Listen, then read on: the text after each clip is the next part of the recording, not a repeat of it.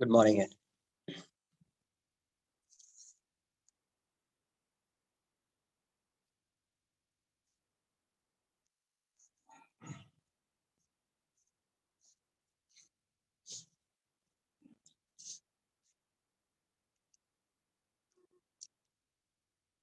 Last lecture में अपन discuss कर रहे थे rotational motion.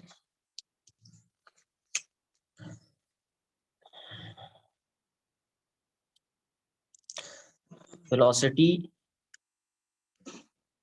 Velocity and acceleration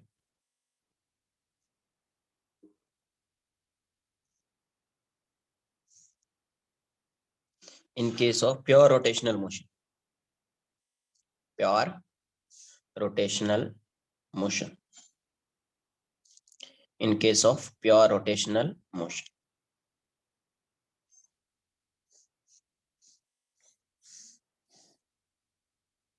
पहले वेलोसिटी को देख लेते हैं अपन।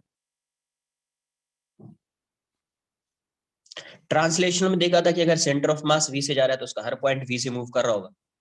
एक्सेलरेशन अगर ए से जा रहा है उसका हर पॉइंट ए से एक्सेलरेट कर रहा होगा सेम डायरेक्शन में, क्योंकि बॉडी कैसी है, रिजिड है। बॉडी कैसी है, रिजिड है, राइट। तो यहाँ पे अगर देख लेते हैं कि रोटेशन की वजह से क्या एक्सेलरेशन आएगा पार्टिकल का।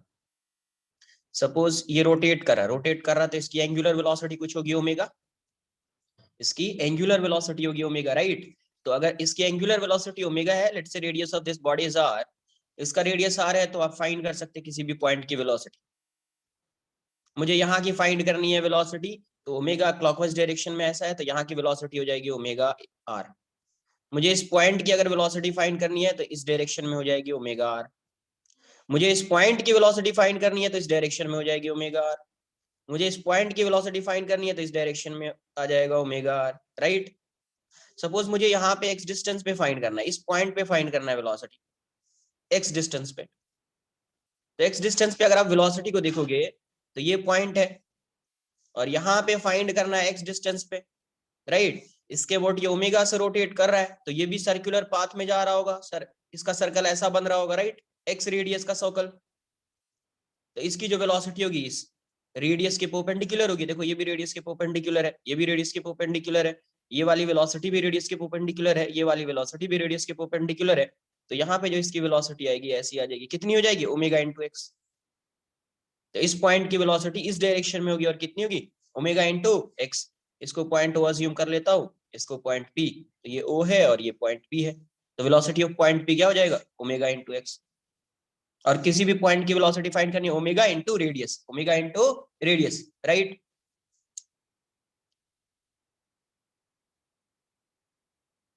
एक्सेलरेशन की अगर आप बात करेंगे तो वो क्या होगा,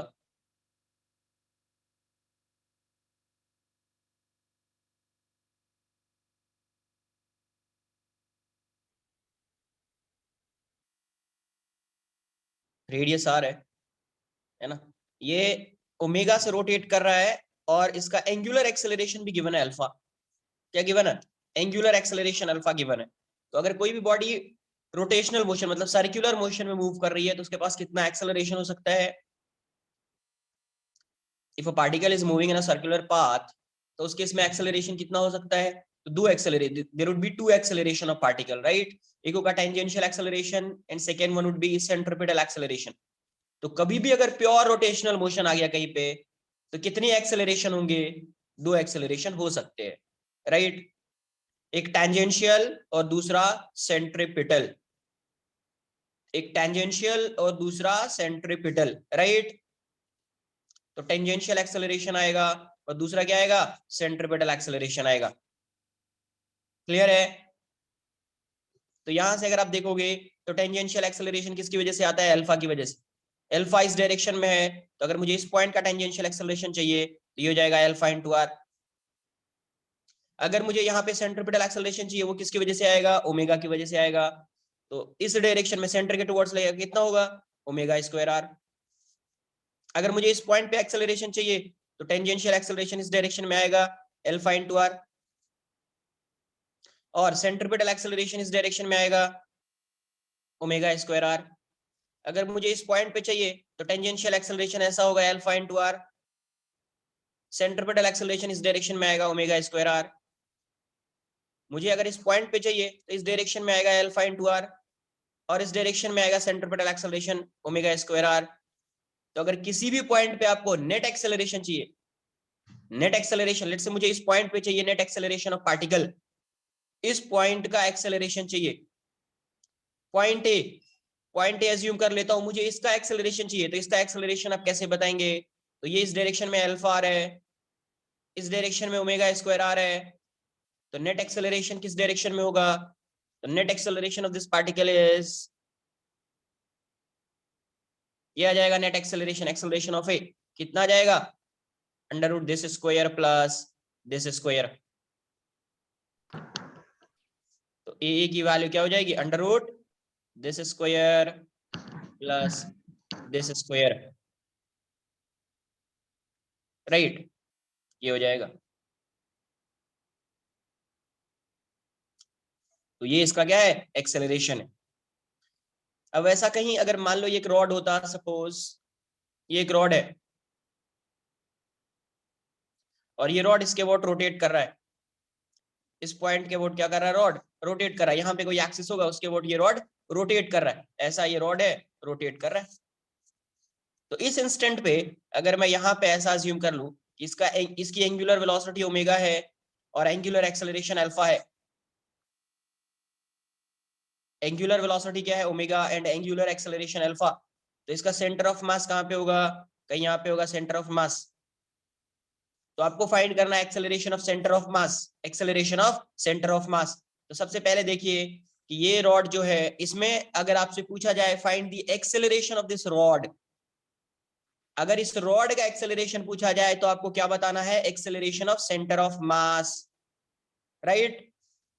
तो अगर ये रोटेट कर रहा है तो इसका सेंटर यहां पे होगा और ये ऐसा सर्कुलर पाथ में जा रहा होगा, ऐसा ये सर्कुलर पाथ में मूव कर रहा होगा, राइट, ऐसा ये सर्कुलर पाथ में मूव कर रहा होगा। ये ओमेगा है और ये अल्फा और सेंटर ऑफ मास, राइट। तो ये किस में मूव कर रहा होगा? एक सर्कुलर पाथ में मूव कर रहा होगा। अगर ये सर्कुलर पाथ में ऐसा मूव कर रहा है, अगर ये सर्कुलर पाथ में मूव कर रहा है तो अभी इसका सेंट्रिपेटल एक्सेलरेशन भी हो सकता है और टेंजेंशियल एक्सेलरेशन भी हो सकता है। तो टेंजेंशियल एक्सेलरेशन ये होगा AT, सेंटर ऑफ मास का एक्सेलरेशन है टेंजेंशियल एक्सेलरेशन कितना होगा? ये डिस्टेंस L/2, ये डिस्टेंस कितना? L/2। लेंथ इसका दिया हुआ है, लेंथ जो है वो L है, लेंथ L, तो ये डिस्टेंस कितना है? L/2। तो इसका सेंटर टेंजेंशियल एक्सेलरेशन कितना आएगा? Alpha L/2।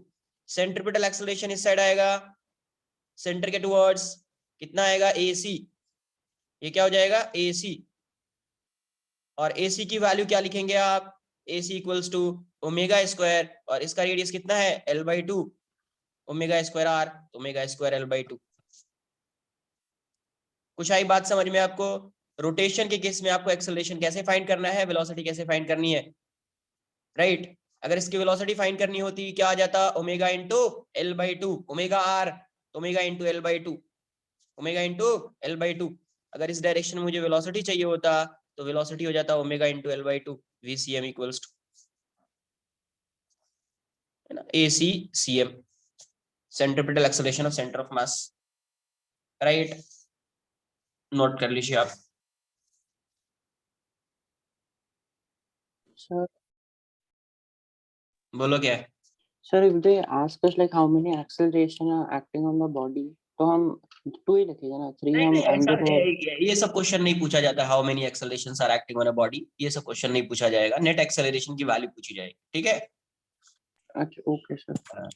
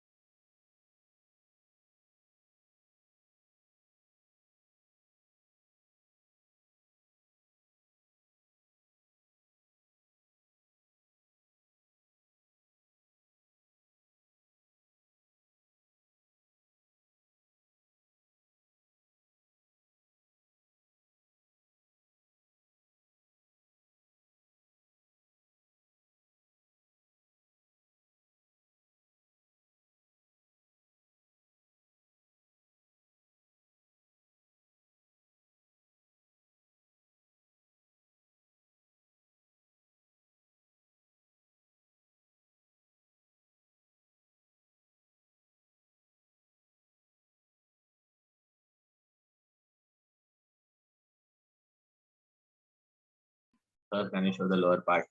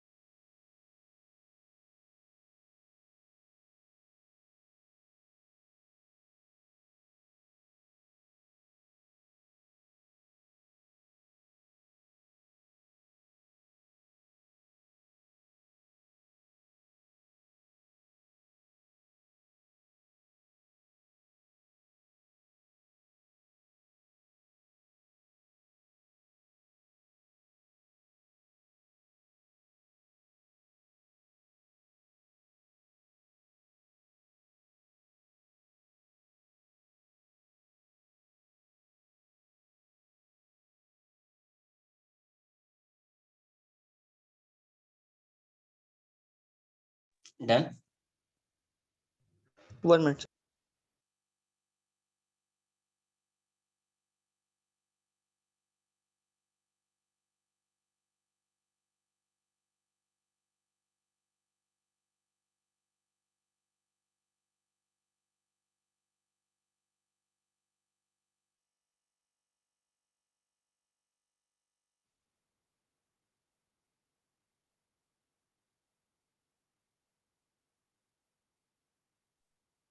Can you please scroll up for a second?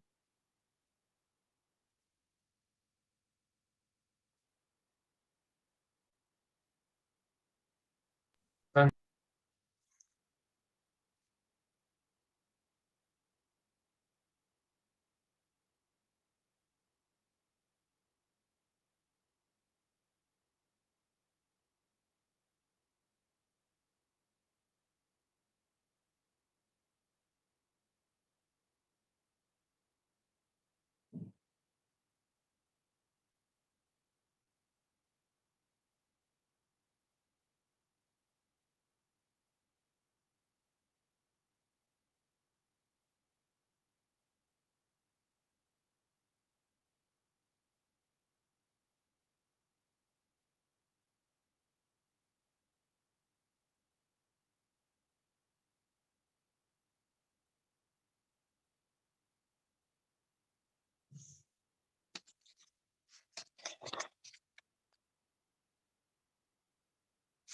दो क्वेश्चन सर्कुलर मोशन का ही करते हैं।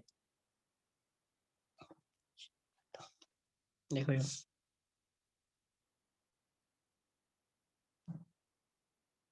ऐसे दिया हुआ द व्हील, सर्कुलर मोशन का ही क्वेश्चन है, रोटेशन में कर रहे हैं कि थोड़ा सा वो फॉर्मूला आप रिवाइज कर लो। The wheel of a motor accelerated uniformly from rest,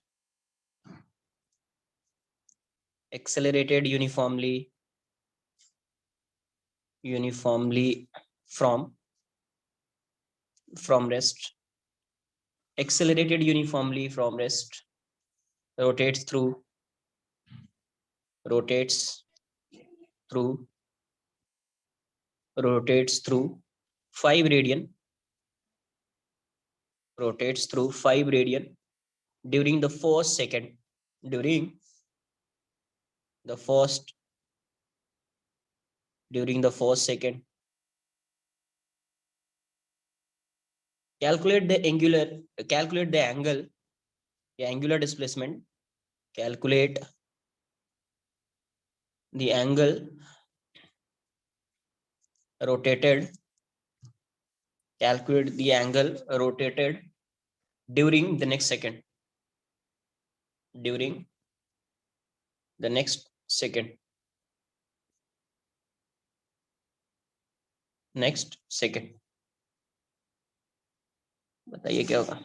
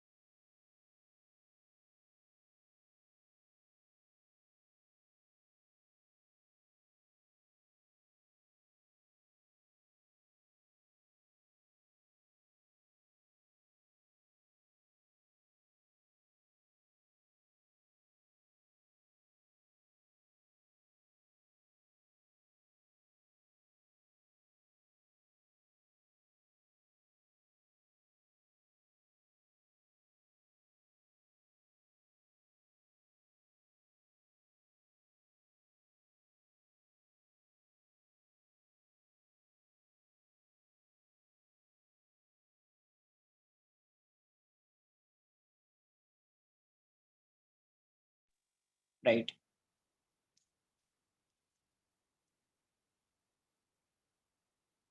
तो सबसे पहले इसका ओमेगा नॉट तो 0 है यार, 0 रेडियन पर सेकेंड.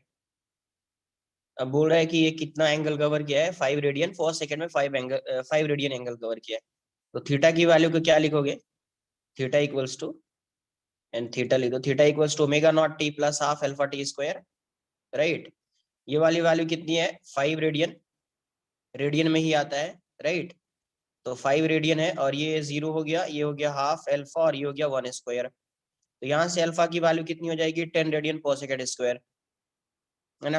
अब मुझे चाहिए सेकंड में कितना ये कवर किया है. तो मैं फर्स्ट सेकंड पता है अपने को, तो 2 सेकंड में फाइंड कर लेता हूँ.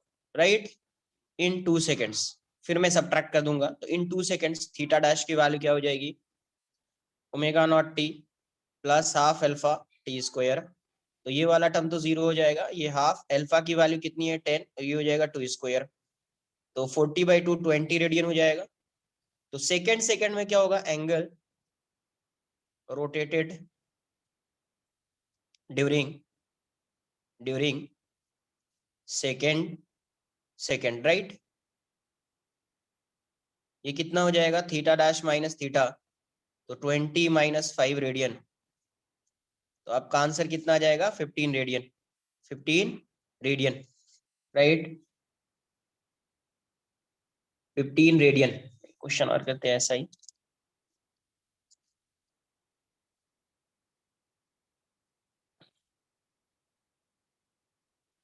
The motor of an engine is rotating about its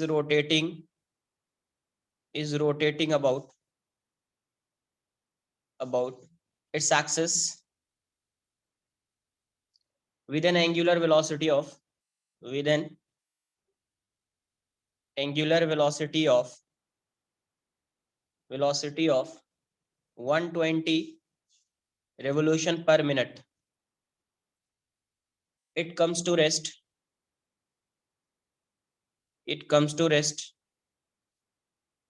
in 10 second after being switched off the engine. After being switched off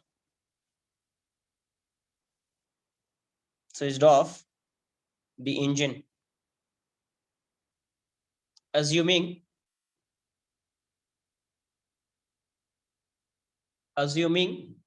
uniform angular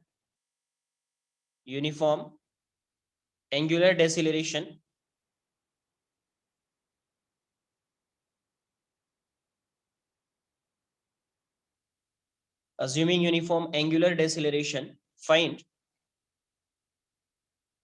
find the number of revolutions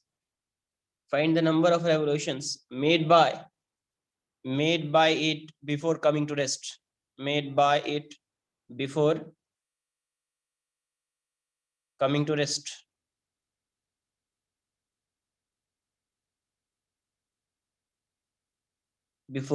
to rest.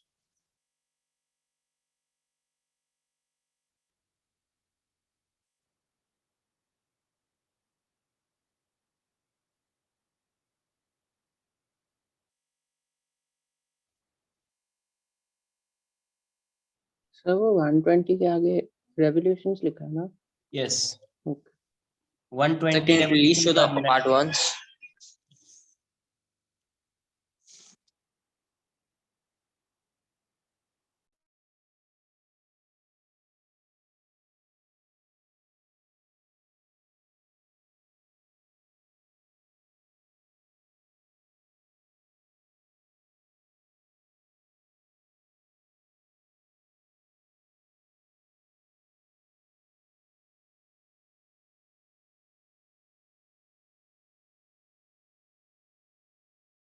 Slope.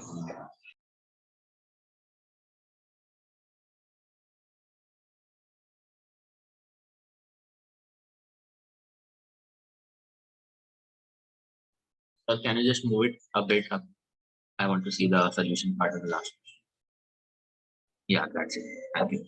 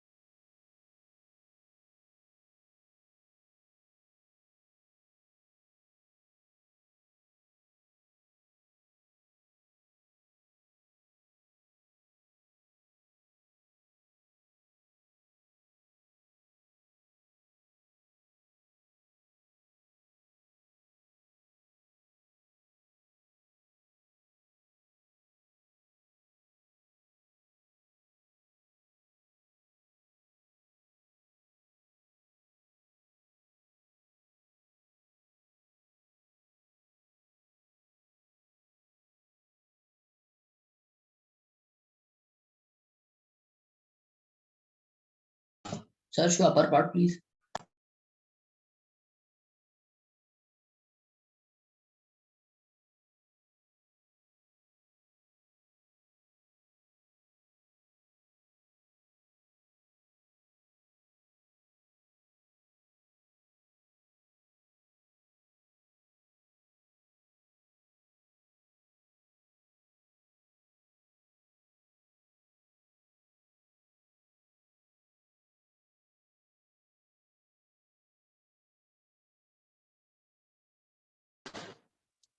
Answer right answer 10 है, ठीक है। 20 pi radian cover कर रहा है, तो number of rotation कितना हो जाएगा 10।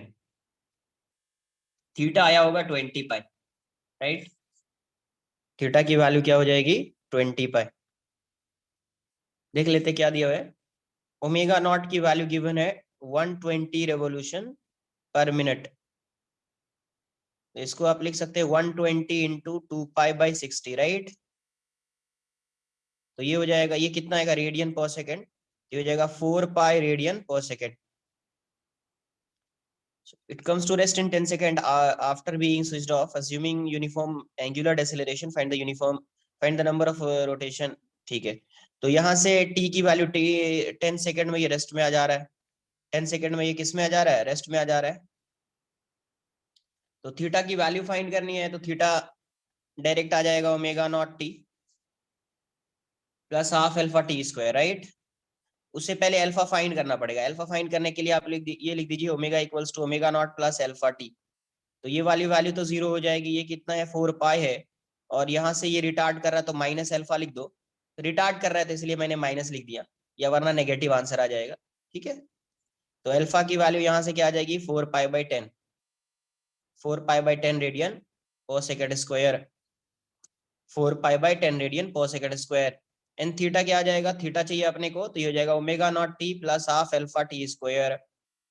मैं माइनस लिख देता हूँ, वैल्यू पुट करूंगा माइनस के साथ, वो समझ में आ जाना चाहिए। 4 पाई इंटू 10, यहाँ पे माइनस आ जाएगा 1/2, ये है 4 पाई बाई 10, टी स्क्वायर है तो 100 हो जाएगा, है ना। तो यहाँ से ये गया, ये 20 पाई हो जाएगा, ये 40 पाई, 40 पाई माइनस 20 पाई, तो कितना आ जाएगा 20 पाई रेडियन, 20 पाई रेडियन। तो थीटा आया 20 पाई रेडियन, तो नंबर ऑफ रोटेशन कितना हो जाएगा, तो 1 रोटेशन में कितना एंगल कवर कर रहा है 2 पाई, तो 20 pi radian by 2 pi, answer कितना आएगा 10। राइट, नोट कर लीजिए आप।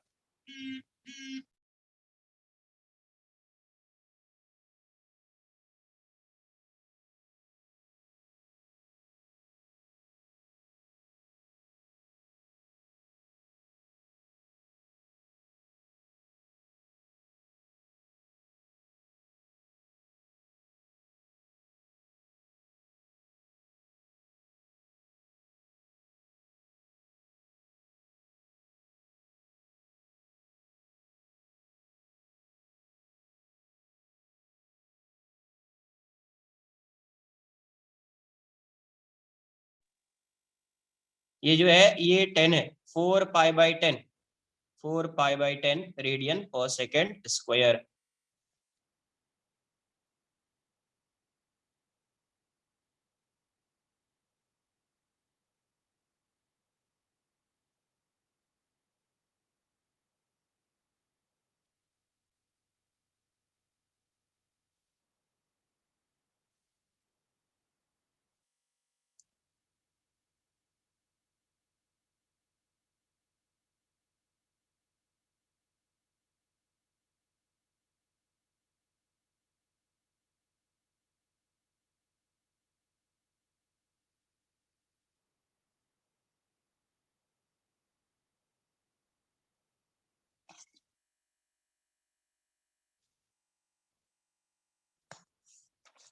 Sir wait sir.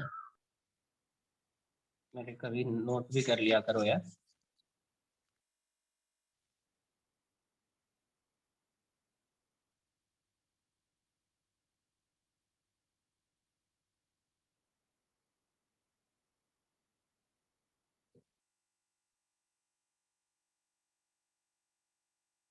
Okay sir done. तो थीटा की वैल्यू यहाँ पे क्या आई है, थीटा क्या है अपना 20 पाई रेडियन। तो नंबर ऑफ रोटेशन क्या हो जाएगा, हेंस नंबर ऑफ रोटेशन या रेवोल्यूशन कितना आ जाएगा, थीटा अपॉन 2 पाई, थीटा अपॉन 2 पाई।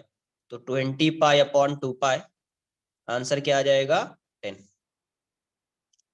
है ना। तो number of revolution will be 10। Clear है। तो ये सब किसका क्वेश्चन है, सर्कुलर मोशन का ही है, बट यहाँ पे भी वो सब चीज आ सकती है, स्टार्टिंग में आपके बुकलेट में हो सकता है, इसलिए मैंने ये बता।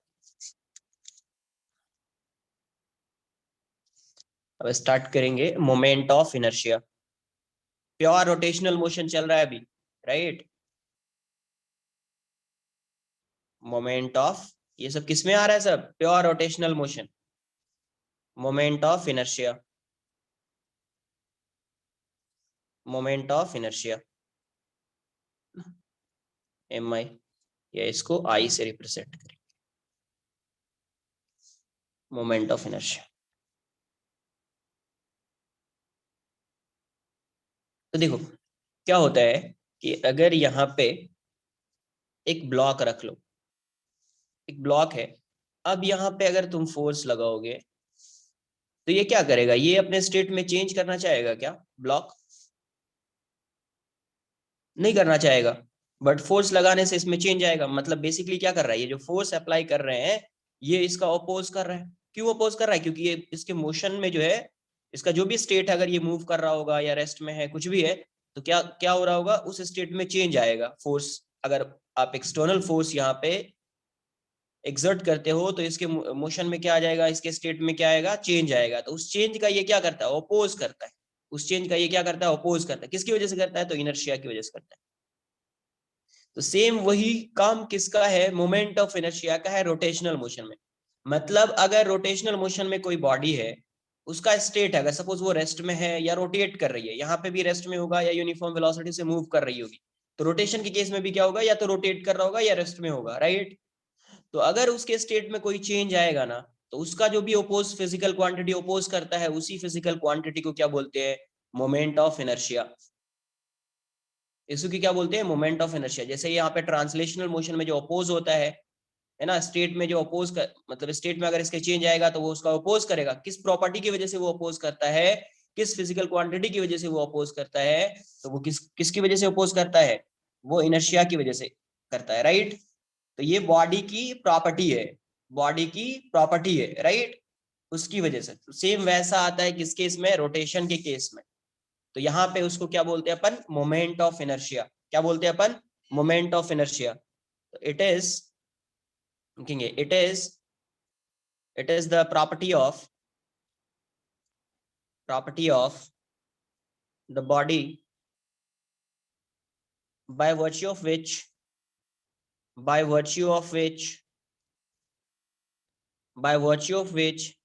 it opposes any change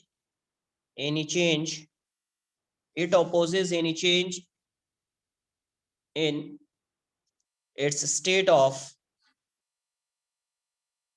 rotational motion.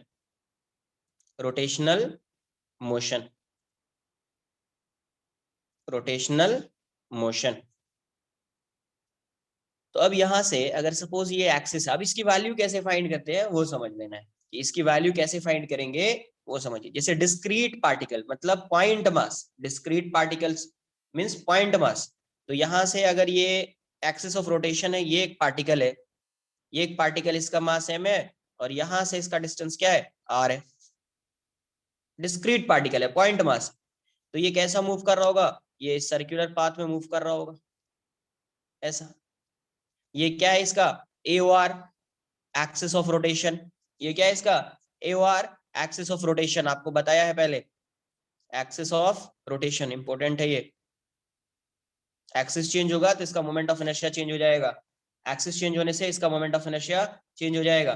तो मोमेंट ऑफ इनर्शिया क्या होगा, moment of inertia of mass m about AOR axis of rotation, इसको आप लिखेंगे m इंटू ये जो भी डिस्टेंस उसका स्क्वायर, परपेंडिकुलर डिस्टेंस। बेसिकली क्या है ये, परपेंडिकुलर डिस्टेंस। तो I की वैल्यू क्या हो जाएगी, mr स्क्वायर। I की वैल्यू क्या हो जाएगी, mr स्क्वायर, वेयर r क्या है, perpendicular distance of mass m from AOR। Perpendicular distance गया क्या ये, perpendicular distance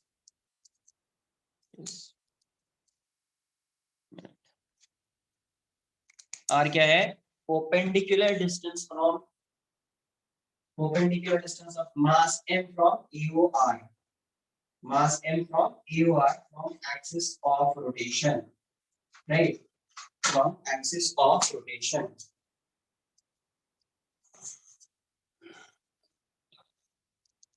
Perpendicular distance of mass m from AOR, axis of rotation, right. तो I की वैल्यू क्या हो जाएगी, mr स्क्वायर। बहुत सारे पार्टिकल्स होते हैं, सिस्टम ऑफ पार्टिकल्स होता है ना, बहुत सारे पार्टिकल्स है, उसको मैं एक सिस्टम ऐसा अज्यूम कर ले रहा हूँ। ये ऐसा है, यहाँ पे मास m1 है, ये डिस्टेंस r1 है, यहाँ पे मास m2 है, ये डिस्टेंस r2 है, यहाँ पे मास mn है, ये डिस्टेंस rn है, और ये इसके अबाउट रोटेट कर रहा है, तो सबका सेंटर यहीं पे आएगा। डिस्क्रीट पार्टिकल सिस्टम है, क्या है, discrete particle system, right. Discrete particle बताया है point mass, discrete particle system, तो इस केस में moment of inertia about axis of rotation क्या आ जाएगा? Moment of inertia about AOR axis of rotation, तो I की वैल्यू को आप क्या लिखेंगे? m1 r1 स्क्वायर plus m2 r2 square plus m3 r3 square plus mn rn square, right? तो ये इसका क्या हो जाएगा? मोमेंट ऑफ इनर्शिया हो जाएगा। आप इसको ऐसा लिख सकते हैं I इक्वल्स टू ये m1, ये ऐसा हो सकता है क्या? Sigma mi ri square, I equals to 1 to n, right? तो डिस्क्रीट के लिए सिग्मा आता है। अगर यही कॉन्टिन्यूअस सिस्टम होता तो इसको मैं क्या लिखता? इंटीग्रेशन आ जाता उसके लिए, राइट? सिग्मा नहीं आके क्या आता है? इंटीग्रेशन आता है। कंटिन्यूअस सिस्टम के लिए क्या आएगा? सिग्मा नहीं आएगा, क्या आएगा? इंटीग्रेशन आएगा, बताया हुआ है पहले। डिस्क्रीट के लिए क्या आता है और कॉन्टिन्यूअस बॉडी के लिए क्या आता है, नोट कर लो इतना पहले।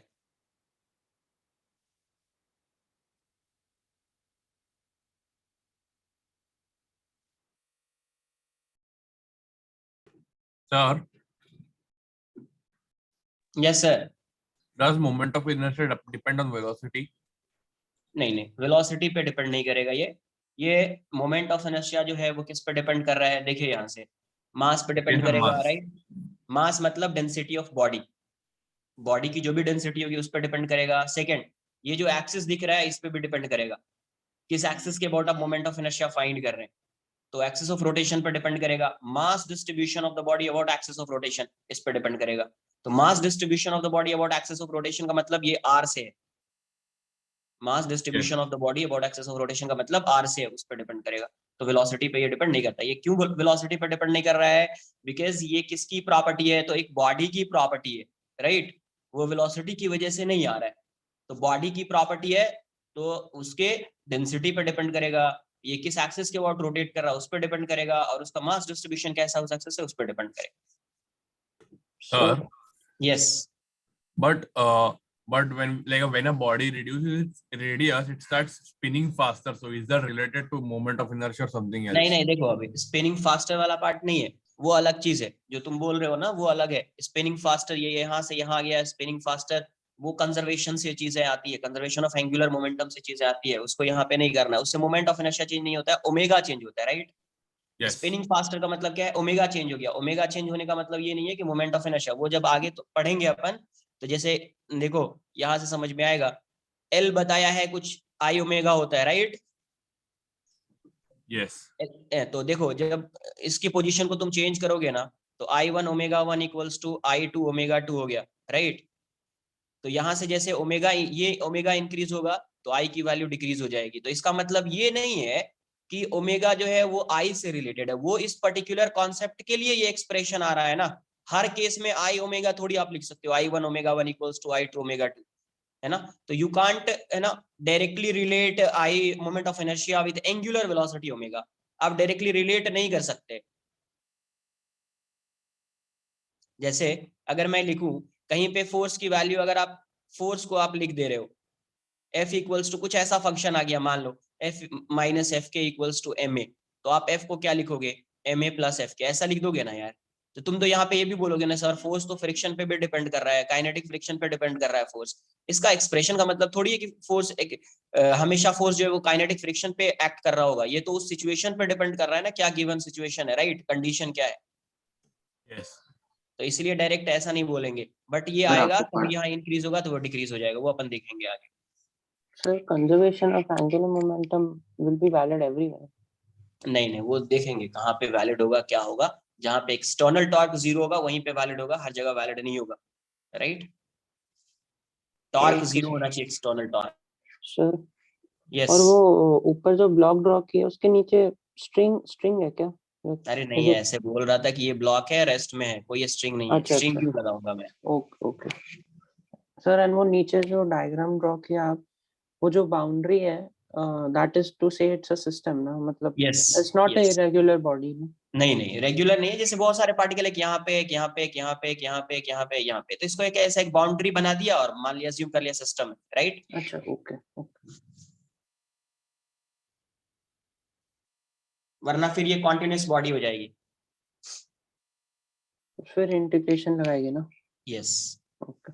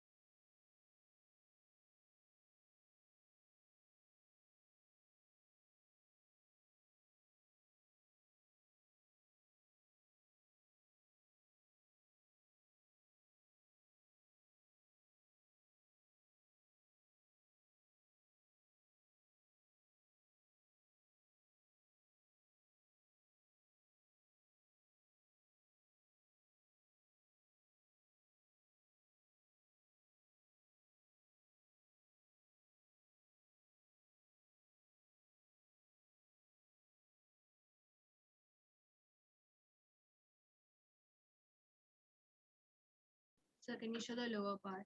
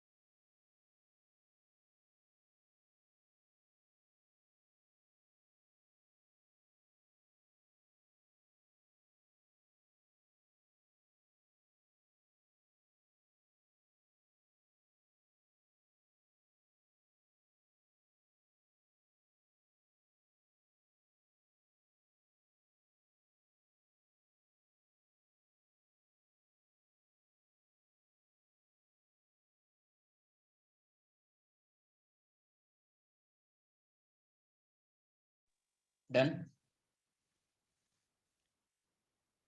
1 मिनट सर।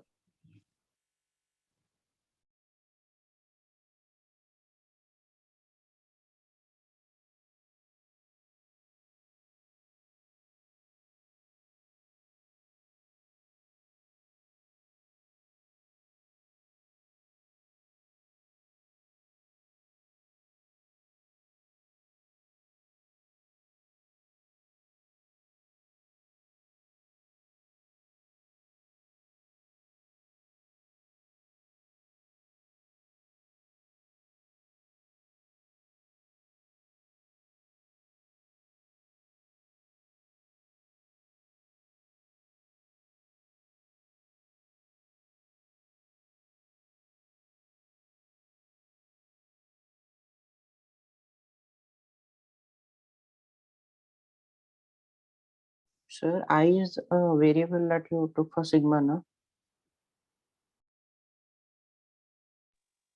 क्या बोला? I is a variable. Variable that you took for मतलब summation के लिए ना, like I belongs to 1 to n, that ways. Okay, ये I, right, right. हाँ, अच्छा, okay. right. मैं सोच रहा था ये I कहाँ से variable. Correct. Done. Sir, बस एक last.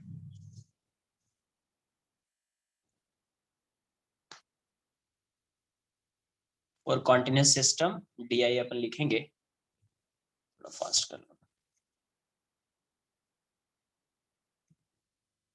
Done, sir.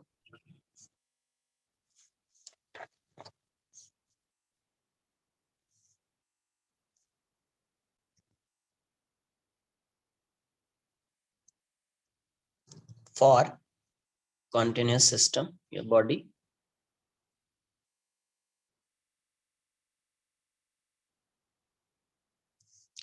इसके लिए आप क्या करेंगे, इसमें इंटीग्रेशन आएगा तो सबसे पहले आपको डी फाइंड करना पड़ेगा, moment of inertia of DM mass about AOR axis of rotation. तो आपको क्या फाइंड करना पड़ेगा पहले, डी. तो डी की वैल्यू को आप क्या लिखेंगे, डीएम इंटू जो भी परपेंडिकुलर डिस्टेंस होगा आर स्क्वायर. तो टोटल मोमेंट ऑफ इनर्शिया क्या आ जाएगा, टोटल MI अबाउट AOR अब क्या लिखेंगे, I equals to integration of D, right. तो यहाँ से I की वैल्यू क्या हो जाएगी, integration of DM into R square, right. Next, ये सब आगे आएगा, कैसे फाइंड करते हैं. ये वेक्टर क्वांटिटी नहीं है, it is not a vector, it is not a vector quantity. ये बेसिकली टेंसर होता है, बट अपन टेंसर पढ़ते नहीं है, राइट. तो अपन इसको किसके कैटेगरी में रखेंगे, स्केलर. किस में रखेंगे, scalar. It is not a vector quantity, ये क्या होगा, स्केलर होगा, राइट. टेंसर है वैसे, बट अपन इसीलिए मैं इसको लिखता हूँ, ये वेक्टर नहीं है. SI यूनिट इसकी क्या होगी, SI unit kg metre square, right, kg metre square. Next, moment of inertia depends on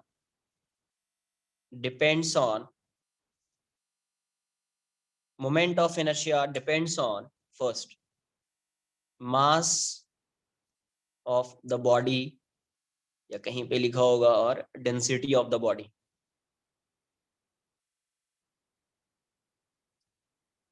Right.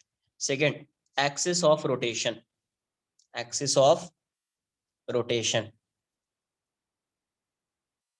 Third, mass distribution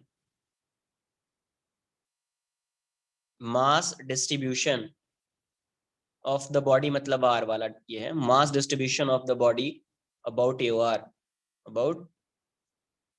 AOR axis of rotation, about axis of rotation.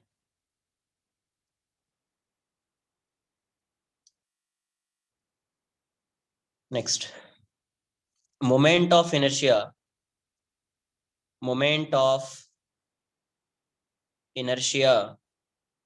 does not depend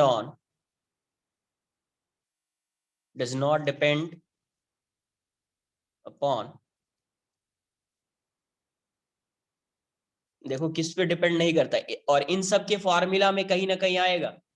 moment of inertia इन सब के formula में कहीं ना कहीं आएगा. जैसे first लिखा मैंने टॉर्क के फॉर्मूला में मोमेंट ऑफ इनर्शिया आएगा, torque equals to I alpha. But ऐसा नहीं कि वो मोमेंट ऑफ इनर्शिया टॉर्क पे डिपेंड करने लगा, और उसमें अल्फा भी आ रहा है, तो एंगुलर एक्सेलरेशन पे भी डिपेंड नहीं कर रहा है वो. एंगुलर मोमेंटम में भी आता है, बट उस पर डिपेंड नहीं कर, एंगुलर मोमेंटम पे भी डिपेंड नहीं करता ये. एंगुलर मोमेंटम, एंगुलर एक्सेलरेशन, सबके फॉर्मूला में रहेगा ये। Fourth, angular velocity, angular velocity, इन सब के फॉर्मूला में आपको मोमेंट ऑफ इनर्शिया दिखेगा, राइट। बट इन सब पे डिपेंड नहीं करता है मोमेंट ऑफ इनर्शिया। किस पे डिपेंड करता है? मास पे डिपेंड करेगा, एक्सिस पे डिपेंड करेगा, और mass distribution of the body about axis of rotation उस पे डिपेंड करेगा। आ रही है बात समझ में आपको?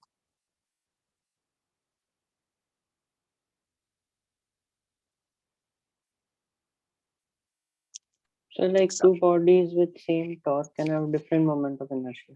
That is.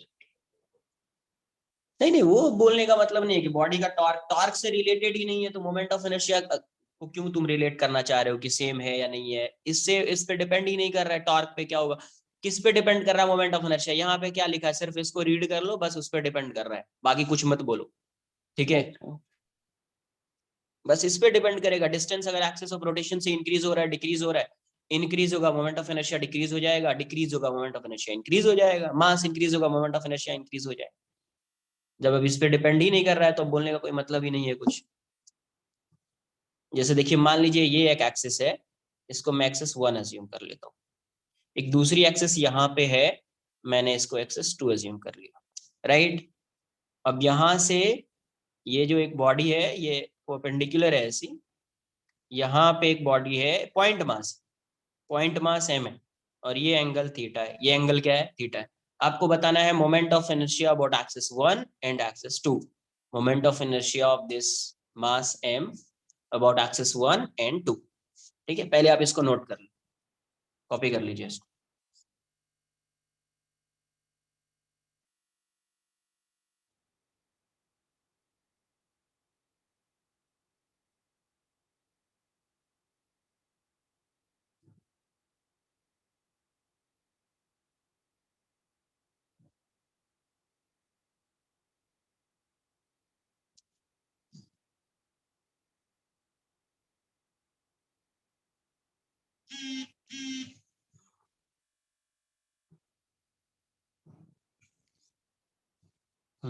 सही है, फर्स्ट वाला mr², सेकंड क्या आया? mr² cos² theta. देख लेते हैं क्या आता है।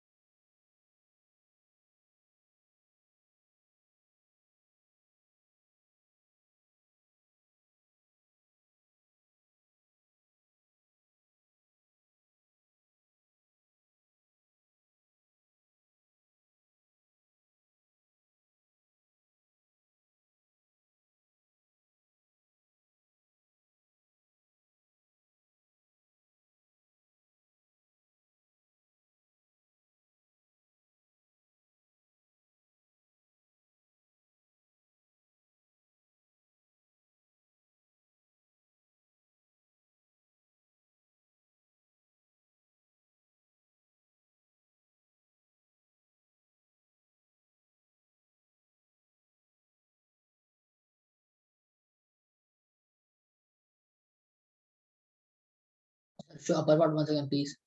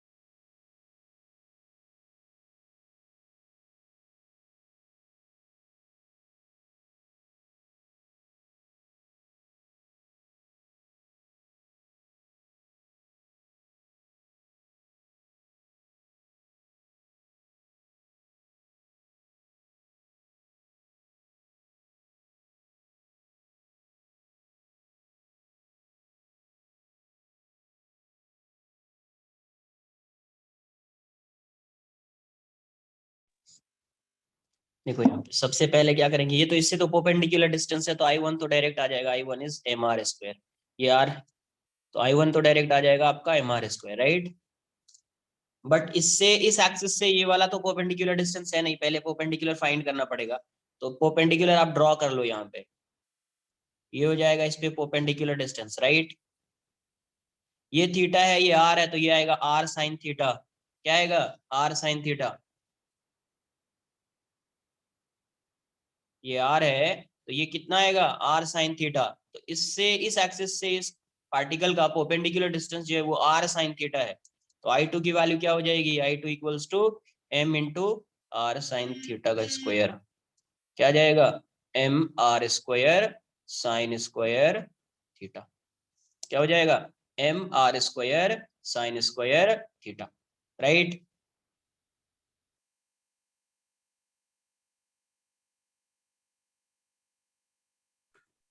Sir, here the I2 will be the mass is revolving in a different orbit, right? Yes, Okay. इसके लिए सर्कुलर पाथ ऐसा होगा और इसके लिए सर्कुलर पाथ ऐसा।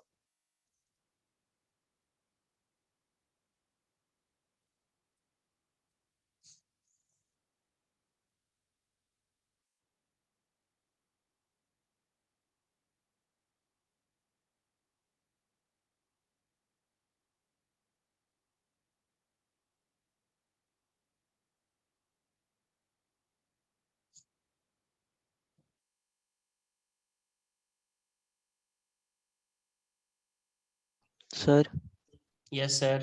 sir, how did you got that r sin theta? ये ऐसा है, ये डिस्टेंस आर गिवन है, राइट। अभी अपने को परपेंडिकुलर ड्रॉ करना है, तो इस पे परपेंडिकुलर ऐसा ड्रॉ कर दिया, ये थीटा है, ये कैसा है, राइट एंगल ट्रायंगल है क्या ये, Yes. इसको कुछ अज्यूम कर लो, तुम y अज्यूम कर लो। तो राइट एंगल ट्रायंगल में ये 90 डिग्री है, ये हाइपोटेनियस है, ये एडजेसेंट है, ये ऑपोजिट है। तो साइन थीटा का फॉर्मूला क्या यूज करोगे, sine theta equals to opposite upon hypotenuse y by r। तो y की वैल्यू क्या हो जाएगी, r साइन थीटा, y की वैल्यू क्या हो जाएगी, बताया हुआ है ये आप इसका बेस है या एडजेसेंट है, ये ऑपोजिट है वाला साइड है और ये हाइपोटेनियस है। तो ऑपोजिट वाले में क्या आता है, साइन थीटा का टर्म आता है, ऑपोजिट में क्या आता है साइन थीटा, और r से मल्टीप्लाई कर दीजिए, ये हो जाता है r साइन थीटा, और एडजेसेंट में क्या आता है कॉस थीटा। तो ये अगर r है तो ये हो जाएगा r कॉस थीटा, तो ये डिस्टेंस आएगा r कॉस थीटा और ये डिस्टेंस आएगा r साइन थीटा, वेक्टर में बताया है, resolution of a vector in 2D। नहीं है, नहीं आ रहा है वो समझ में, तो साइन थीटा का फॉर्म ये पता है, ऑपोजिट है और ये हाइपोटेनियस है, तो इसमें किसका फॉर्मूला लगेगा, साइन थीटा का। साइन थीटा क्या होता है, ऑपोजिट अपॉन हाइपोटेनियस। तो sine theta equals to y upon r, therefore y equals to r sine theta, y equals to r sine theta, right. Note कर लीजिए आप।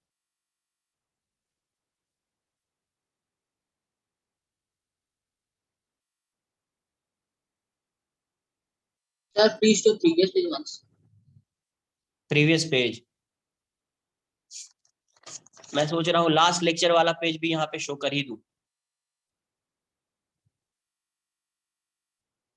नोट कर लो यार, इतना टाइम के बाद भी अगर नोट नहीं कर पा रहे हो।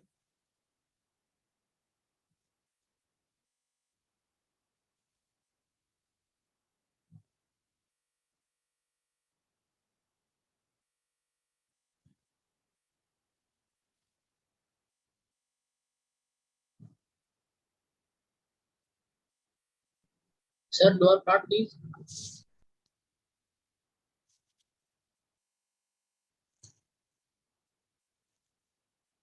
सर वो जो थर्ड पॉइंट आपने लिखा है, Done, sir. mass distribution of body about axis of rotation, yes, that is like you're talking about a system ना, in that हाँ basically. हाँ, जब मास डिस्ट्रीब्यूशन, पॉइंट मास में तो कोई मास डिस्ट्रीब्यूशन होगा नहीं, राइट, एक ही पॉइंट पे नहीं, मास। जब सिस्टम होगा तब उसकी बात। तो अच्छा पॉइंट okay. मास के लिए भी मास डिस्ट्रीब्यूशन मतलब पॉइंट मास की तरह, तो उसको पॉइंट मास की तरह ट्रीट कर लो, है ना। डन, नोट कर लिया इसको।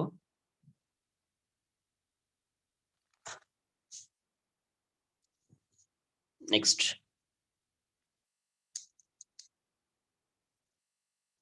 रेडियस ऑफ जायरेशन,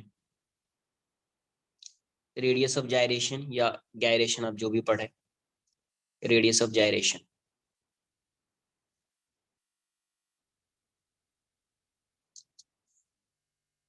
तो देखो पहले इसको समझ लेते हैं क्या एग्जैक्टली है क्या। एक एग्जांपल लेता हूं मैं और फिर समझाता हूं। जैसे मान लीजिए ये एक्सिस ऑफ रोटेशन है, यहाँ पे एक मास m1 है और यहाँ पे एक मास m2 है। कैसा भी हो सकता है, पॉइंट मास भी हो सकता है, कॉन्टिन्यूस बॉडी भी हो सकती है, सबके लिए वैलिड होगा ये वाला पार्ट, रेडियस ऑफ जायरेशन। ये डिस्टेंस जो है ये r1 है और ये डिस्टेंस जो है ये r2 है ना। अगर मुझे इस एक्सिस के अबाउट इसका मोमेंट ऑफ इनर्शिया फाइंड करना है, इसका और इसका, तो मैं moment of inertia about axis of rotation कैसे फाइंड करूं? Moment of inertia about axis of rotation about AOR, तो ये हो जाएगा I की वैल्यू कितनी हो जाएगी, ये हो जाएगा m1 r1 स्क्वायर प्लस m2 r2 स्क्वायर। होगा या नहीं होगा ये? राइट।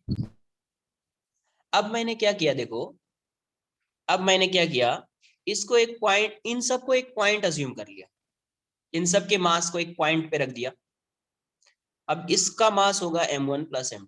सेंटर ऑफ मास नहीं है ये याद रखना। सेंटर ऑफ मास तो पता चलेगा कितने डिस्टेंस पे होगा तो अपन यहाँ से डिस्टेंस फाइंड कर लेंगे, बट सेंटर ऑफ मास नहीं है ये। वैसा होता तो मैं सेंटर ऑफ मास वाला कॉन्सेप्ट बताता, सेंटर ऑफ मास नहीं है।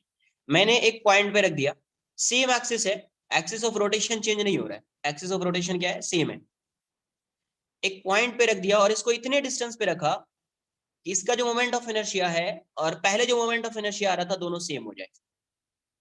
दोनों क्या हो, मोमेंट ऑफ इनर्शिया की वैल्यू क्या हो, सेम हो।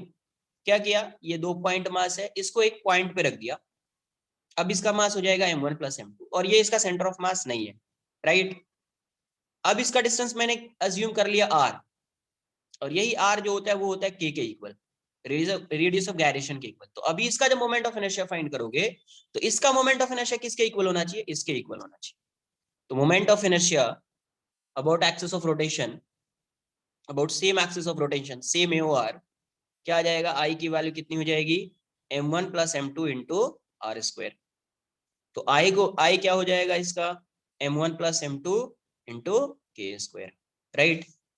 R की वैल्यू क्या है, k, ये जो दिख रहा है k, यही क्या है, रेडियस ऑफ गायरेशन,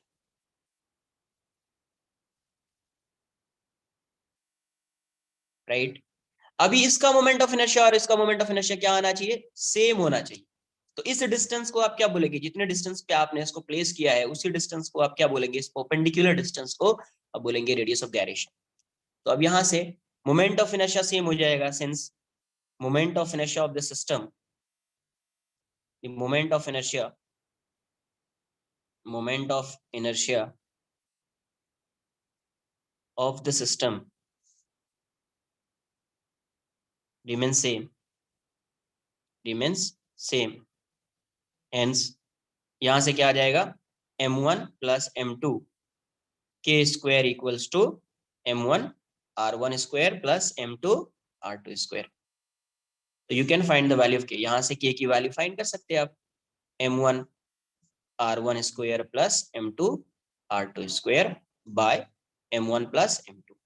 तो k की वैल्यू क्या आ जाएगी, ऐसा नहीं, कोई फार्मूला नहीं है, ये कोई भी फार्मूला नहीं है,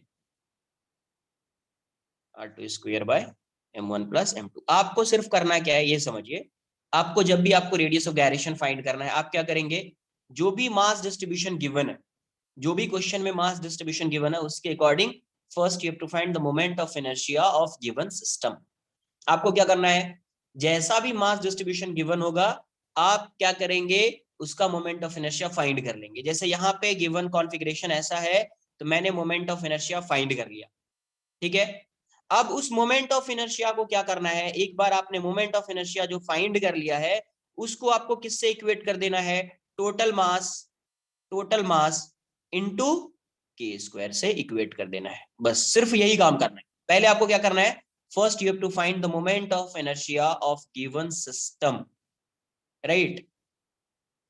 तो जैसा भी गिवन सिस्टम होगा, जैसा कॉन्फ़िगरेशन होगा, मास डिस्ट्रीब्यूशन जैसा भी है, उसके अकॉर्डिंग आपको मोमेंट ऑफ इनर्शिया फाइंड कर लेना है और किससे इक्वेट कर देना है, टोटल मास इनटू के स्क्वायर। वही काम किया, मोमेंट ऑफ इनर्शिया फाइंड कर लिया है, किससे इक्वेट कर दिया, टोटल मास इनटू के स्क्वायर। तो यहां से जो के की वैल्यू आएगी वही क्या देगा अपने को, रेडियस ऑफ जायरेशन। यहां से जो के की वैल्यू आएगी वही क्या देगा, रेडियस ऑफ जायरेशन। आ रही है बात समझ में? तो अगर मुझे इसको डिफाइन करना होगा तो मैं इसको कैसे डिफाइन करूंगा, the perpendicular distance, the perpendicular distance, the perpendicular distance from AOR, the perpendicular distance from AOR, where the entire mass of the body, where the entire mass of the body is supposed to be, of the body is supposed to be concentrated and the value of mi, moment of inertia, is same as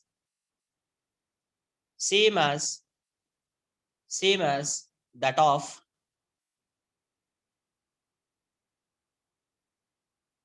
of actual mass distribution,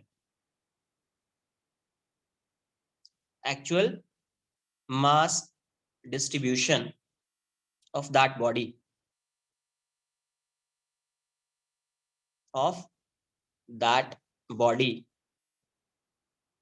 is called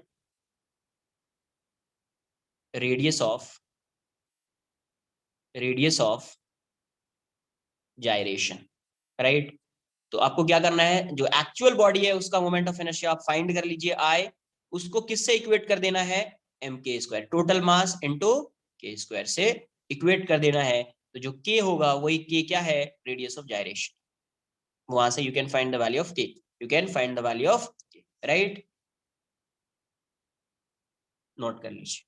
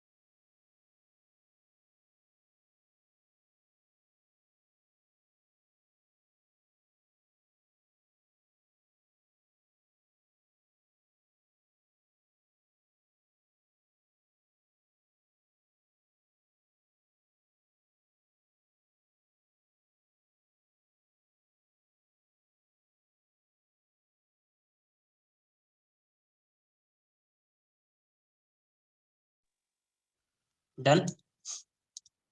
One minute. Sir, can you please show up part one? मैं बीच में disconnect.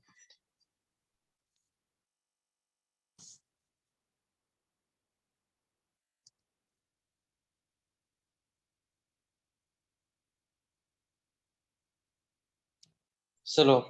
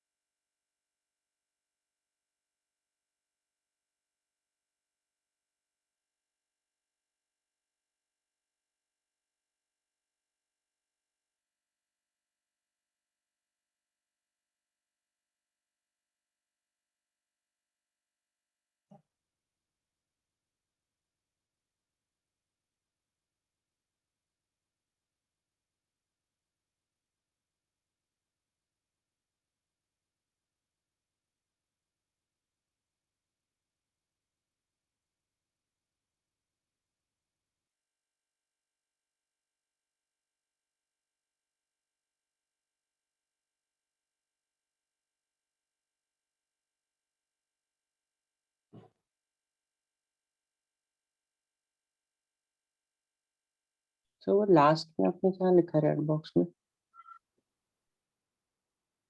I equals to mk square.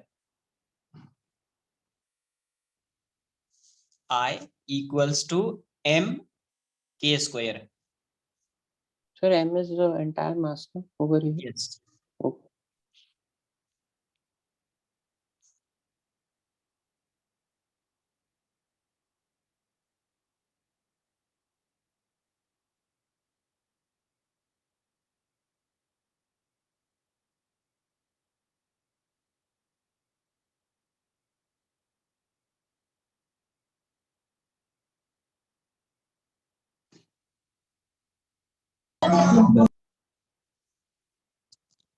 Done. Yes, sir. Sir, please show the lower.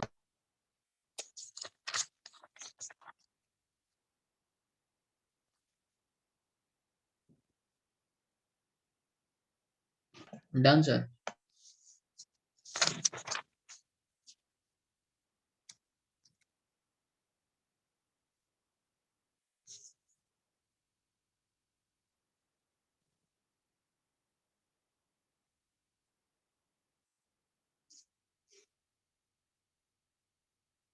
Mass m है, इसका ये distance मैं r assume कर लेता हूँ, ठीक है।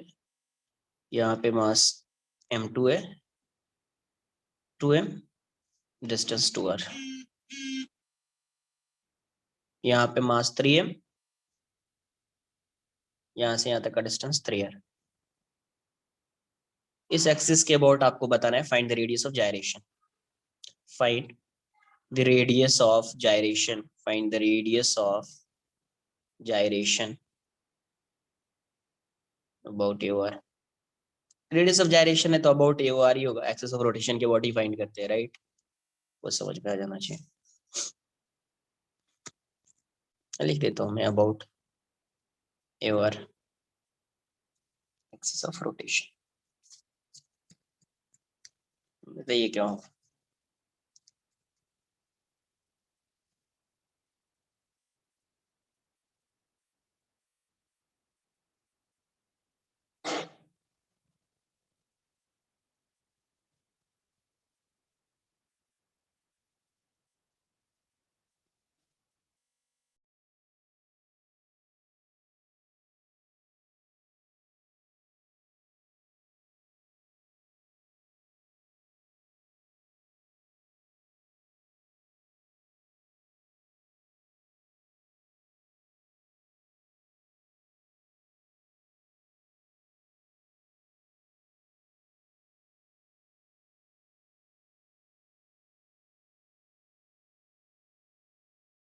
क्या करेंगे अपन, सबसे पहले मोमेंट ऑफ इनर्शिया फाइंड करेंगे। सबसे पहले क्या करना है, मोमेंट ऑफ इनर्शिया फाइंड करना है। तो मोमेंट ऑफ इनर्शिया कितना हो जाएगा यार, mr square plus 2m into 2r square plus 3m into 3r square, right.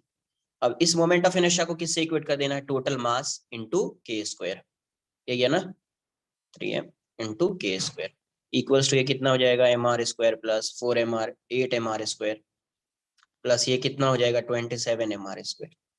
तो यहाँ पे क्या आ जाएगा 6m into K square equals to ये 36, राइट, mr स्क्वायर। m से m कैंसिल आउट हो गया, के स्क्वायर की वैल्यू कितनी हो जाएगी 6r स्क्वायर, तो k की वैल्यू कितनी हो जाएगी √6r, यही हो जाएगा इसका मतलब। आप इतने डिस्टेंस पे पूरे बॉडी के मास को, अगर आप पूरे सिस्टम के मास को आप इस k इक्वल्स टू √6r पे अगर आप रख दोगे तो उसका मोमेंट ऑफ इनर्शिया सेम आएगा जितना इस बॉडी का है, पूरे सिस्टम का है, राइट। यही k हो जाएगा रेडियस ऑफ जायरेशन, क्या हो जाएगा, रेडियस ऑफ जायरेशन। नेक्स्ट, ये जो रेडियस ऑफ जायरेशन है किस पे डिपेंड कर रहा है, तो axis of rotation and mass distribution. Mass पे भी डिपेंड नहीं कर रहा है, डिस्ट्रीब्यूशन ऑफ मास मतलब r पे डिपेंड कर रहा है। the value of radius of gyration, the value of radius of gyration depends upon the axis of rotation and mass distribution with respect to AOR, mass distribution with respect to AOR, तो mass distribution पे, because mass वाला जो term है, जो मास है, density की बात कर रहे हैं, तो वो तो कैंसिल आउट हो जाएगा हमेशा। तो ये सिर्फ किस पे डिपेंड कर रहा है, axis of rotation and mass distribution पे डिपेंड कर रहा है। Next, theorems of moment of inertia,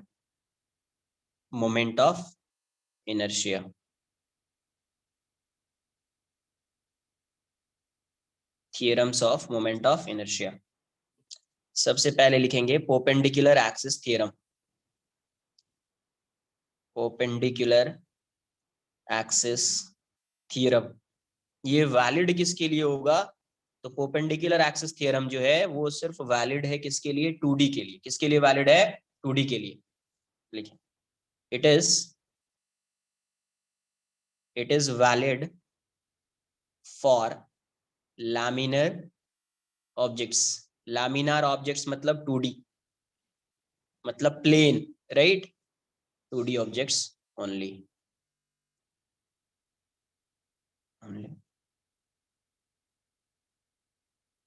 which are 2D objects only, which are rotating about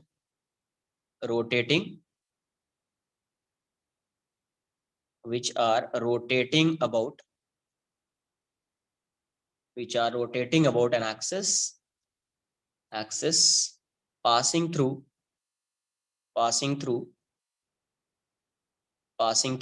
their center of mass, ये सब जो एक्सिस की बात कर रहे हैं वो किससे पास होना चाहिए, सेंटर ऑफ मास के थ्रू पास होना चाहिए, राइट, तभी वैलिड होगा, वरना वैलिड नहीं होगा। सबसे पहले किसके लिए वैलिड है, 2D के लिए वैलिड है, और उसमें से जो ये बॉडी रोटेट कर रही होगी, किसके बोट रोटेट कर रही होगी, सेंटर ऑफ मास के बोट रोटेट कर रही होगी, तभी वैलिड होगा। तो जैसे अगर मैं 2D ऑब्जेक्ट की बात करूं तो कुछ ऐसा मान लेता हूं मैं, ये x है,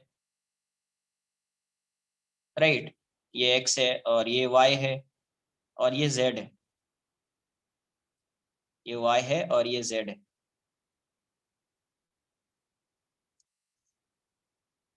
एक्स वाई जो है इसी प्लेन में, एक्स वाई किस में है, इसी प्लेन में, और z जो है इसके परपेंडिकुलर मान लेता हूँ, राइट। इसको आप ऐसे समझिए, अगर आप देख रहे हो ऐसा, तो ये x दिख रहा है, ये y दिख रहा है, और z जो है ये परपेंडिकुलर है ऐसा।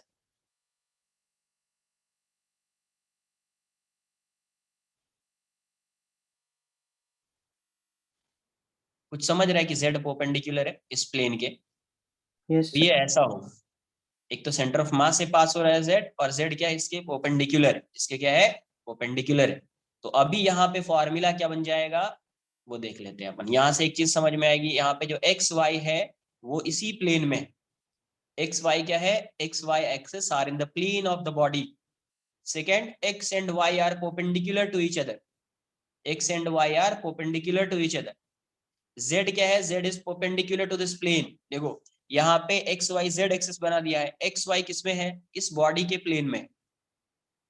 एक्स वाई परपेंडिकुलर भी है. z जो है परपेंडिकुलर टू दिस बॉडी, इस बॉडी के हमेशा परपेंडिकुलर होगा z. और z परपेंडिकुलर है, इस बॉडी के भी परपेंडिकुलर होगा, और इस प्लेन के परपेंडिकुलर होगा, तो एक्स वाई के भी परपेंडिकुलर होगा. राइट, एक्स वाई के भी परपेंडिकुलर होगा, तभी आएगा फॉर्मूला, तभी इसका थ्योरम आएगा. नोट कर लो इतना पहले.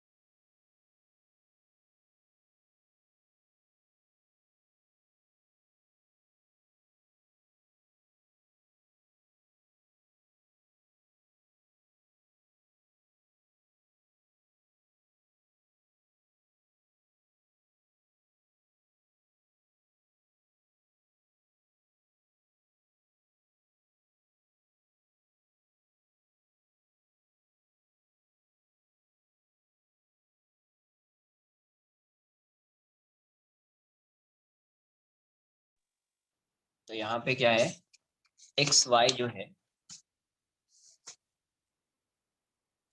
एक्स मैं फिर से ड्रॉ कर देता हूँ. X Y Z.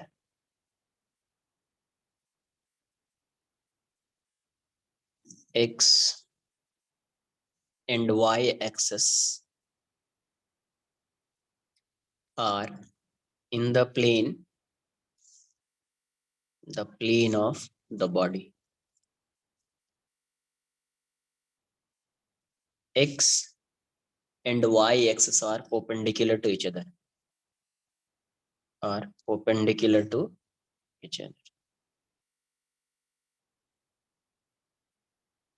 Z axis is perpendicular to x and y and the plane of body, perpendicular to x and y and plane of the body.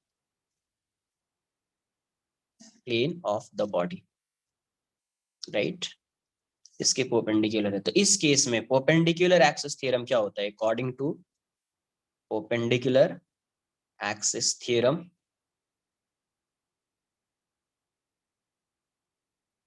IZ equals to IX plus IY. IX plus IY क्या हो जाएगा, IX plus IY.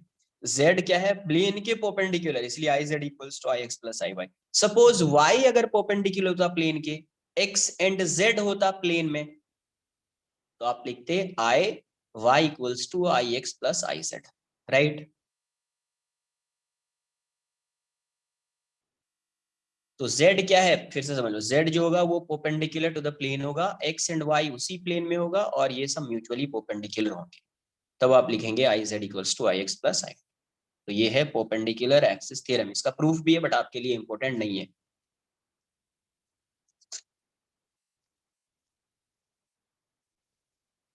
Next, parallel axis theorem, parallel axis theorem, parallel axis theorem, right.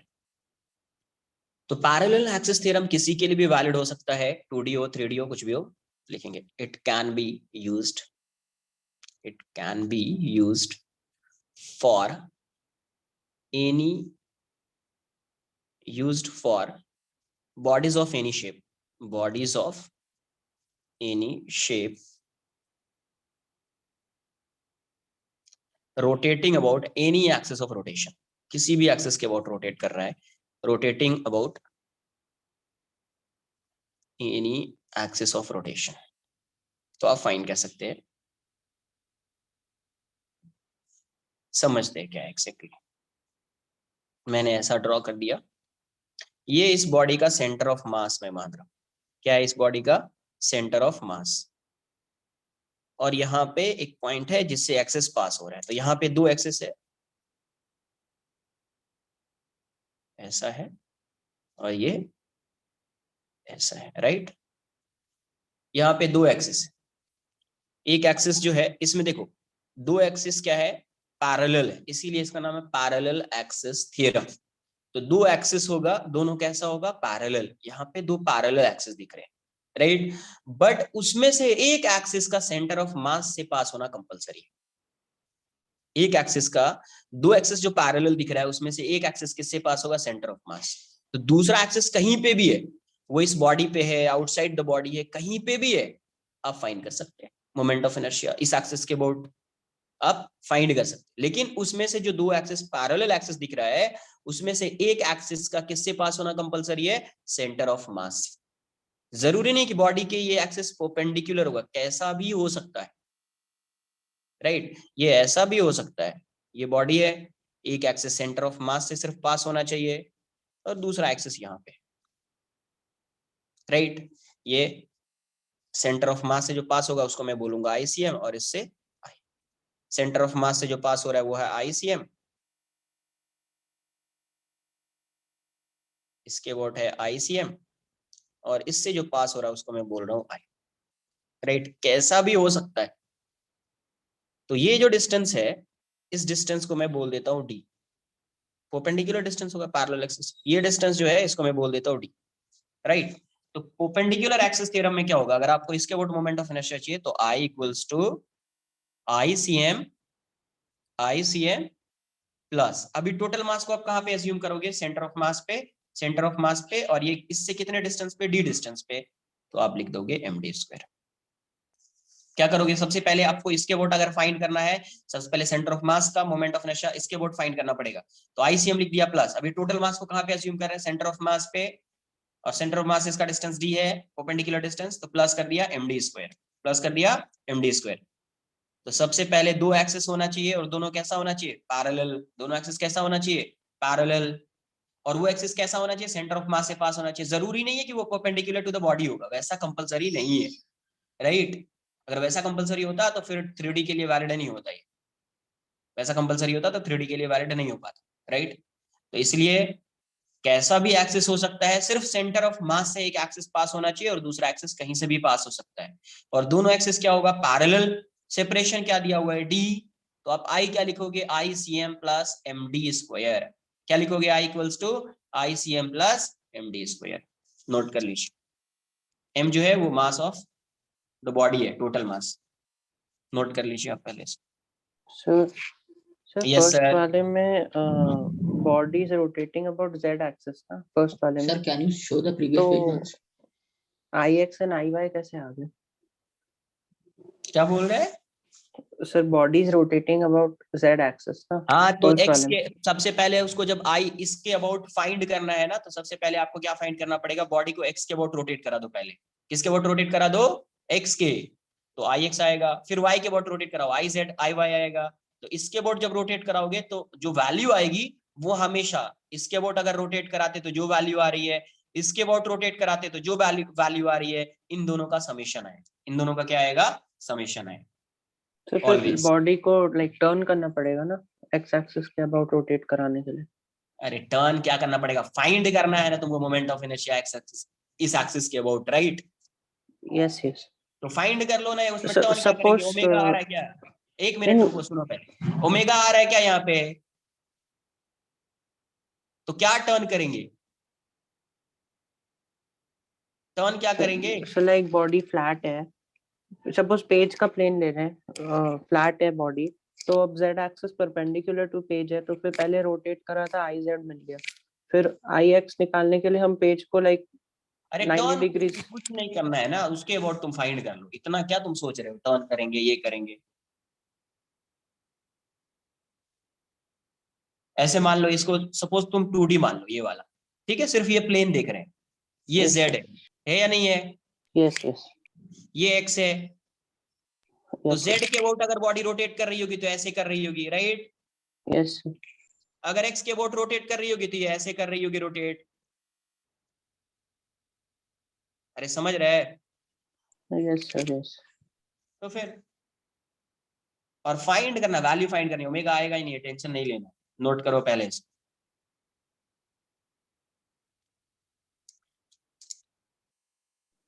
Can you show the lower part, please?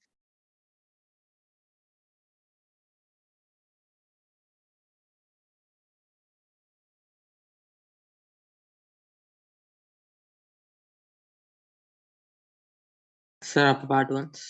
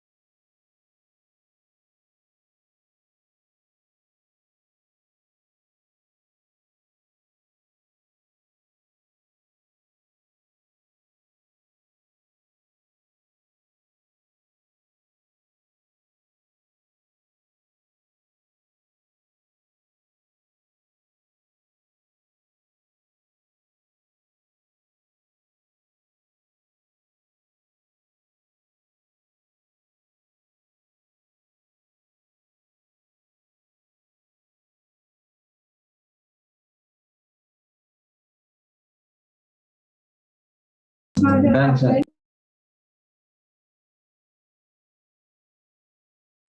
Note कर लिया इसको। Next, moment of inertia. तो ये दो main theorem है, एक ऐसे ही बता देता हूं मैं, वो थ्योरम है नहीं बट फिर भी थोड़ा। Moment of inertia about centre of mass of two particle system. हर बॉडी का नहीं बात कर रहे हैं, हर बॉडी की बात नहीं कर रहे अपन। किसकी कर रहे हैं अपन? टू पार्टिकल सिस्टम की बात कर रहे हैं सिर्फ। तो ऐसा नहीं कि हमेशा हर बॉडी के अबाउट सेंटर ऑफ मास के अबाउट अगर फाइंड करना होगा तो ये फॉर्मूला लगा देना। Moment of inertia about centre of mass of two particle system. Two particle system discrete particle है, तो एक ऐसा पार्टिकल है और ये ऐसा पार्टिकल, राइट? इसका सिर्फ फाइंड कर रहे हैं बस, m1 m2। तो और ये सेपरेशन गिवन है r, सेपरेशन क्या है इसका? r। राइट। तो इसका सेंटर ऑफ मास का यहाँ पे होगा, सेंटर ऑफ मास, तो ये एक्सिस ऑफ रोटेशन हो गया, है ना। परपेंडिकुलर, ओमेगा क्यों लिख रहा हूं मैं, परपेंडिकुलर, ऐसा नहीं कि ये वाला एक्सिस मत फाइंड कर लेना, परपेंडिकुलर है, राइट।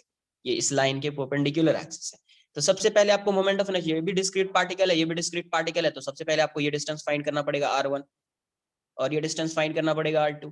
तो m1 r1 स्क्वायर प्लस m2 r2 स्क्वायर हो जाएगा। r1 की वैल्यू क्या होती है, सेंटर ऑफ मास से r1 क्या होगा, m2 r by m1 plus m2, right. And r2 की वैल्यू क्या होती है, m1 by m1 plus m2, m1 by m1 plus m2 into r। तो मोमेंट ऑफ इनर्शिया क्या आ जाएगा, moment of inertia about centre of mass, about centre of mass, तो क्या आ जाएगा मोमेंट ऑफ इनर्शिया, आई की वैल्यू क्या हो जाएगी, m1 r1 स्क्वायर plus m2 r2 square, m1 r1 स्क्वायर प्लस m2 r2 स्क्वायर। तो आई की वैल्यू क्या हो जाएगी, m1 r1 स्क्वायर क्या हो जाएगा आपका, वैल्यू पुट कर दीजिए, m2 square r square by m1 plus m2 the whole square plus m2 r2 की वैल्यू क्या हो जाएगी, m1 square r square by m1 plus m2 the whole square, right. तो यहाँ से i की वैल्यू क्या हो जाएगी, i की वैल्यू यहाँ से कॉमन ले लीजिए, m1 m2 r square common आ जाएगा, ये हो जाएगा m1 plus m2 the whole square, ये भी कॉमन आ जाएगा। तो यहाँ पे क्या बच रहा है यार, m2, और यहाँ पे क्या है m1, तो एक m1 m2 तो कैंसल आउट हो जाएगा प्लस वाला, राइट। तो यहाँ से i की वैल्यू क्या आ गई, m1 m2 by m1 plus m2 into R square, into R square, right. और ये वाली वैल्यू क्या होती है, म्यू, रिड्यूस्ड मास, तो म्यू इंटू आर स्क्वायर। तो अगर टू पार्टिकल सिस्टम है, डिस्क्रीट पार्टिकल है, तो आप इसका मोमेंट ऑफ इनर्शिया डायरेक्टली लिख सकते हैं क्या, mu R square, where mu is m1 m2 by m1 plus m2, और यही क्या है, रिड्यूस्ड मास, राइट। पहले इसको नोट कर लीजिए आप।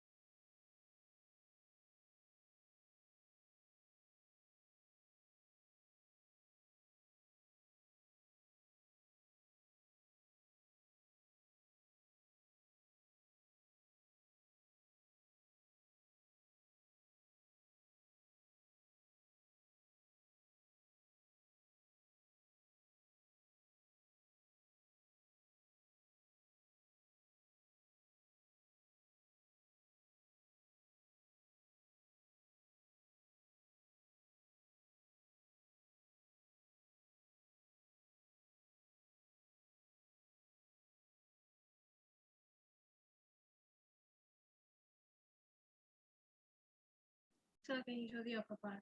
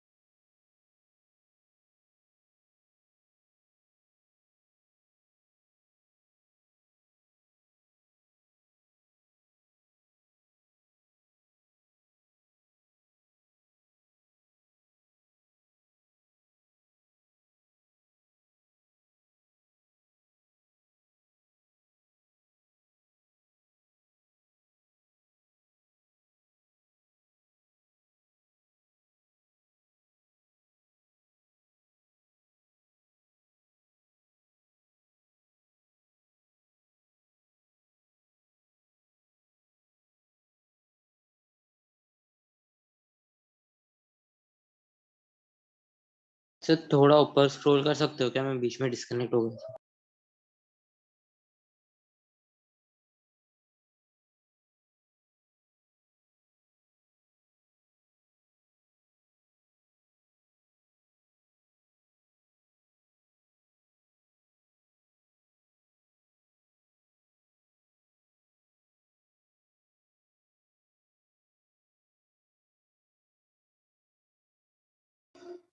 डन, नोट कर लिया इसको।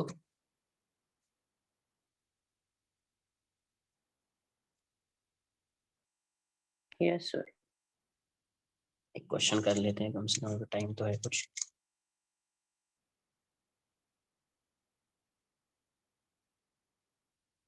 ये एक स्क्वायर है, इसके कॉर्नर पे यहाँ पे मास, पॉइंट मास,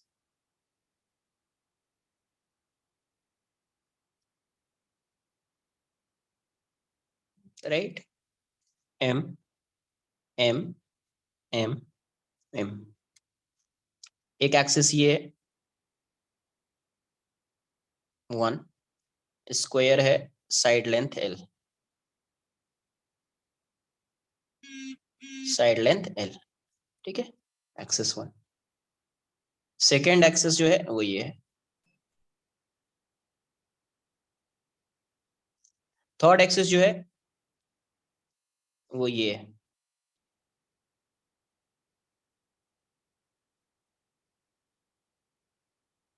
थर्ड, फोर्थ एक्सिस जो है ये ऐसा है, परपेंडिकुलर, ये ऐसा है, राइट, समझ रहे हैं?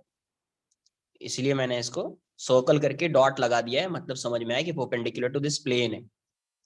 तो find the moment of inertia, moment of inertia about axis 1 2 3 and 4। 4 जो है वो किस में है? परपेंडिकुलर टू दिस प्लेन है, राइट। 4 क्या है? Perpendicular to the plane.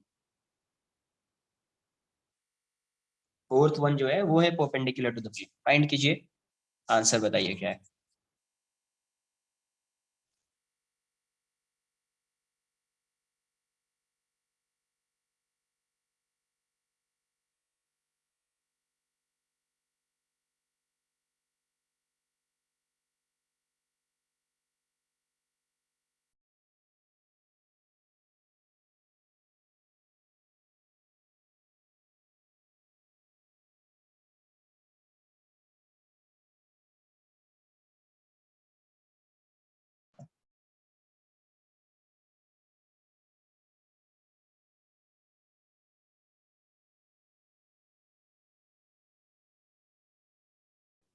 Please तो प्रीवियस से इस बार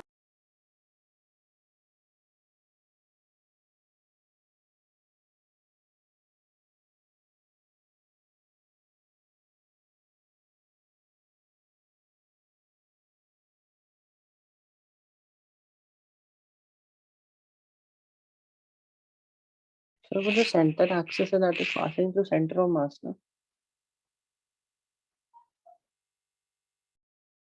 यस, सेंटर ऑफ मास ही है वो। Okay.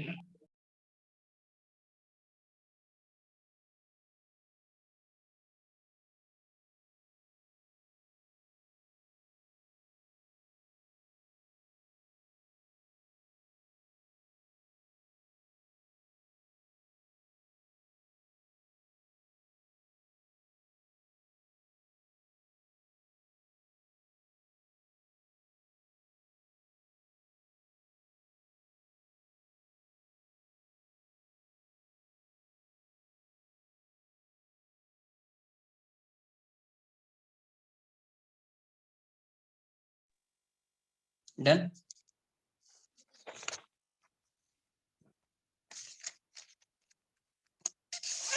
Sir, can you show the question page?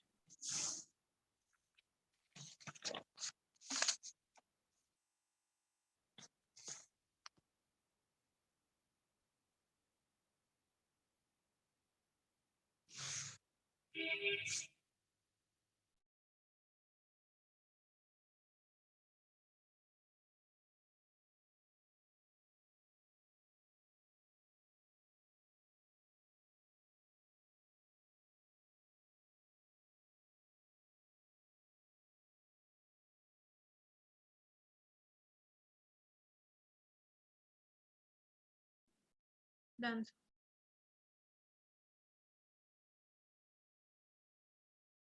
देखो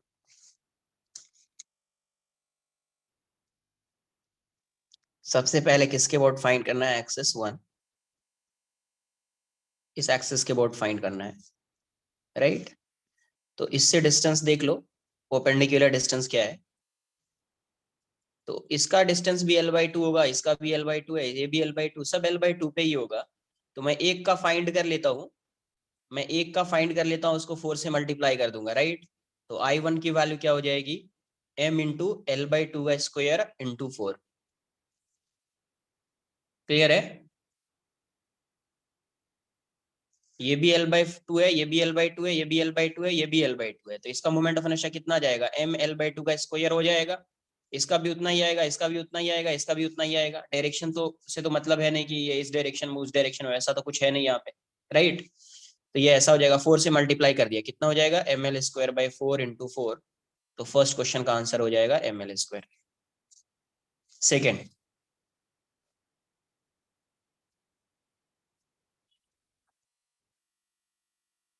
यहाँ पे ऐसा है और ये एक एक्सिस है, राइट। इस एक्सिस के अबाउट मुझे मोमेंट ऑफ इनर्शिया चाहिए, इस एक्सिस के अबाउट मास m, ये भी m, ये भी m, ये भी m। तो यहाँ पे मोमेंट ऑफ इनर्शिया जब आप फाइंड करोगे तो देखो इसका मोमेंट ऑफ इनर्शिया क्या आ जाएगा, m इंटू 0 का स्क्वायर, इससे कोई डिस्टेंस नहीं है, इसका भी क्या आएगा 0, m इंटू 0। इसका मोमेंट ऑफ इनर्शिया कितना आएगा, कितने डिस्टेंस पे, l, ये भी कितने पे, l। तो यहाँ से क्या आ जाएगा, ml², यहाँ से क्या आ जाएगा, ml²। तो मोमेंट ऑफ इनर्शिया क्या हो जाएगा, 2ml², क्या हो जाएगा, 2ml², राइट। इसका 0 क्यों हुआ, क्योंकि एक्सेस इसी से पास हो रहा है, और ये पॉइंट मास है, कोई स्फीयर नहीं है, ये पॉइंट मास है, कोई रिंग नहीं है, कोई डिस्क नहीं है, ये क्या है, पॉइंट मास है। तो कोई डिस्टेंस होगा नहीं इसका, कोई डिस्टेंस नहीं है, तो 0, राइट। थर्ड,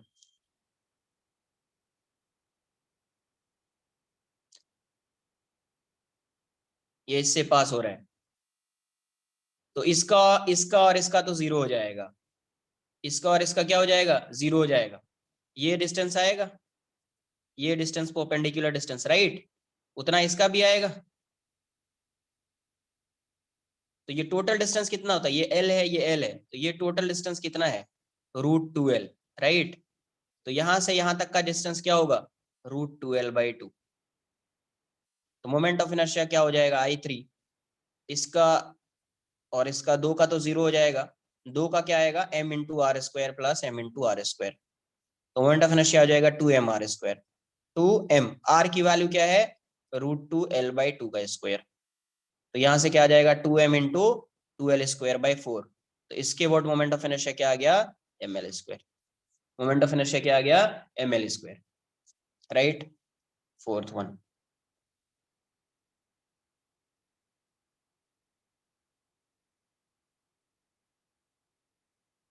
यहाँ इसके अबाउट फाइंड करना है, और ये डिस्टेंस अपने को पता है r, और r की वैल्यू क्या है, अभी फाइंड किया है, √2l/2।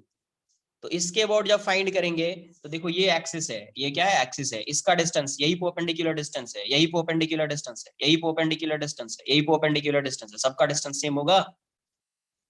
तो I4 की वैल्यू कितनी हो जाएगी, m into r² into 4, right. तो ये हो जाएगा m r² की वैल्यू क्या है, √2l/2, इसका स्क्वायर हो जाएगा इंटू 4। तो क्या आ रहा है अपने को, m इंटू 2l²/4 इंटू 4, 4 से 4 कैंसल आउट हो जाएगा, क्या आ रहा है, 2ml², क्या आ रहा है, 2ml², राइट। नोट कर लीजिए, आज के लिए इतना ही रहेगा, नेक्स्ट लेक्चर में यहाँ से आगे कंटिन्यू करेंगे। So can you please show lower part एक second?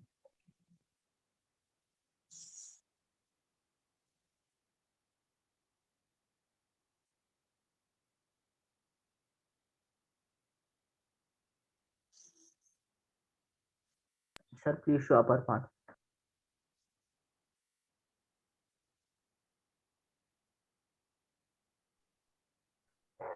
Sir, Yes sir. Sir वो जो हम म्यू लिखते हैं m1 m2 by total mass, वो जो रिड्यूस्ड मास लिखते हैं, तो रिड्यूस्ड मास हैज नो मतलब फिजिकल सिग्निफिकेंस ना, बस एक टर्म दिया हुआ है। सिर्फ रिड्यूस्ड मास है, मतलब दो पार्टिकल को एक सिंगल हाँ, पार्टिकल equal बना हुआ लो, था। उसका मास पुट कर दो m1 m2 by m1 plus m2। Sir तो वही ना, एक मतलब टर्म दिया हुआ है म्यू को, यस। वो वाले पार्ट को। ओके सर, और वो पैरेलल वाले में आपने बोला था ना कि axis can be outside the body also. कहीं पे भी हो सकता है। आउटसाइड कैसे हो सकता है? अरे कहीं पे भी हो सकता है एक्सिस, ये बॉडी यहाँ पे है, इसके अबाउट रोटेट कर रहा है, ये नहीं हो सकता है। हाँ, तो पूरा body will take a circle ना फिर। हाँ, हर जैसे अर्थ पॉइंट सर्कुलर पाथ में जा रहा होगा। जैसे अर्थ सन के अराउंड रिवॉल्व करता है वैसे। यस, हर Okay. पॉइंट सर्कुलर पाथ में जा रहा होगा, ऐसा मूव कर रहा होगा, ऐसा, राइट। अच्छा, okay sir.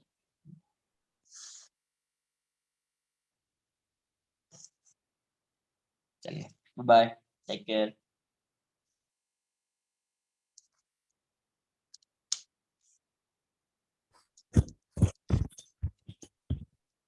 Bye, sir. Sir, please show upper. Bye sir, thank you. Thank you, sir.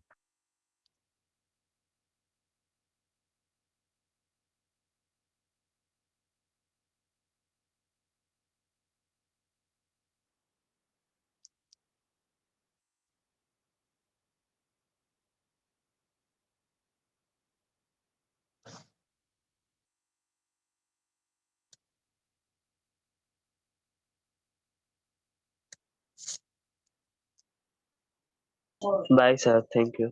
Bye.